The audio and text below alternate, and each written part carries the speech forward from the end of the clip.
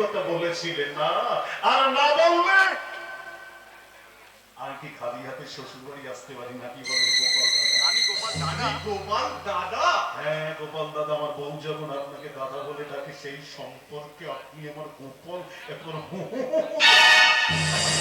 বলবো এসব দেখে শুনে ওইসব দেখে শুনে যন্ত্রটা অচল হয়ে আমার গোলাপার যন্ত্রটা অচল হয়ে গেছে। গেছে। চলে যাই ভালো। তার চেয়ে এখান থেকে চলে যাওয়াই ভালো। আর হয়তো এই গোপাল এরপর দাদা হয়তো এই গোপাল দাদা আদরের চোখে আদৌ আপনাদের আদরের চোটে গোপাল যেটা হয়ে যাবে।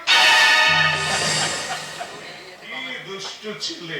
গরিব বাবার জন্য এতে কিছু ভালো ভালো জামা কাপড় আছে, আর পাড়া প্রতিবেশীর জন্য বড় বড় রসগোল্লা আছে। না না না না না, না, না। এখন থাক, এখন থাক। কাল সকাল বেলায় ঠান্ডা মাথায় বিড়ি বন্দোবস্ত করে দিও। আর আমি তো ফাঁক করে দাঁড়িয়ে যাচ্ছিস কেন? যা বাড়ির ভিতরে রেখে